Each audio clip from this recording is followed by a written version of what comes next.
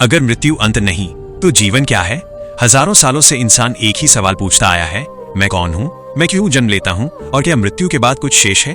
भारत की प्राचीन सभ्यता ने इसका उत्तर एक शब्द में दिया, मोक्ष। लेकिन सवाल यह है कि क्या मोक्ष स्वर्ग है? क्या ये किसी परलोक की यात्रा है या ये कुछ और है, ऐसा सत्य जिससे दुनिया आज तक अनजान है? वीडियो अंत तक देखिए ताकि आप मोक्ष का वास्तविक अर्थ समझ सकें। संस्कृत शब्द मोक्ष का अर्थ है बंधन से मुक्ति। लेकिन प्रश्न है, किस बंधन से? वेद और उपनिषद कहते हैं मनुष्य शरीर से नहीं, अज्ञान से बंधा है। जन्म मृत्यु का चक्र, सुख दुख, भय, अहंकार, ये सब एक ही भ्रम की उपज हैं। वो अज्ञान जिसमें हम मानते हैं कि मैं ये नश्वर शरीर हूं। मोक्ष का अर्थ है इस महाभ्रम का टूट जाना। वेद मानवता के प्राचीनतम ग्रंथ हैं। वेद सीधे मोक्ष शब्द का प्रयोग कम करते हैं, पर एक सिद्धांत सर्वोपरि है, ऋतम, ब्रह्मांड का शाश्वत नियम। वेद कहते हैं जब मनुष्य ऋतम, सत्य, धर्म और संयम के अनुसार जीता है तब मन शुद्ध होता है। पर वेद स्पष्ट करते हैं केवल कर्म मोक्ष नहीं दे सकता।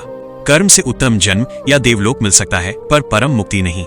यहीं से उदय होता है एक प्रखर दर्शन का, उपनिषद। उपनिषद वह सत्य कहते हैं जो चेतना को झकझोर देता है। तत्वमसि, वो परमात्मा तू ही है। उपनिषदों के अनुसार आत्मा और ब्रह्म भिन्न नहीं, ईश्वर बाहर नहीं भीतर है। बंधन का कारण अविद्या, अज्ञान है और मोक्ष का आधार विद्या, आत्मज्ञान है। उपनिषद कहते हैं मोक्ष कोई स्थान नहीं, ये चेतना की एक अवस्था है। जब व्यक्ति जान लेता है कि मैं देह नहीं दृष्टा हूं, तभी मोक्ष घटित होता है। जहां उपनिषद तर्क देते हैं, पुराण उसे भाव से समझाते हैं। पुराणों के अनुसार मोक्ष के 4 पथ हैं, कर्म योग, निष्काम कर्म, ज्ञान योग, विवेक और सत्य, भक्ति योग, पूर्ण शरणागति, वैराग्य, आसक्ति का त्याग।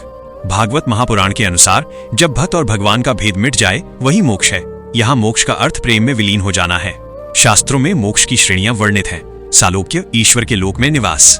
सामीप्य, ईश्वर के सानिध्य में। सारूप्य, ईश्वर जैसा स्वरूप पाना। सायुज्य, पूर्ण एकाकार विलय। उपनिषद कहते हैं सायुज्य ही परम सत्य है, जहां मैं का विसर्जन हो जाता है। अगर आत्मा शाश्वत है और ब्रह्म सर्वत्र, तो प्रश्न उठता है अगर हम कभी बंधे ही नहीं थे तो मुक्ति किससे? वेदांत का उत्तर विस्मित करने वाला है। मोक्ष कोई उपलब्धि नहीं, ये केवल स्मरण है। जैसे अंधेरे में आप एक रस्सी को सांप समझकर डर जाते हैं, लेकिन प्रकाश होते ही भय मिट जाता है। सांप कहीं गया नहीं, क्योंकि वो था ही नहीं, वो केवल आपके अज्ञान की रचना थी। यही सत्य है, बंधन कभी था ही नहीं। वेद कहते हैं कर्म शुद्ध करो, उपनिषद कहते हैं स्वयं को जानो, पुराण कहते हैं प्रेम से जुड़ो। तीनों का सार एक ही है।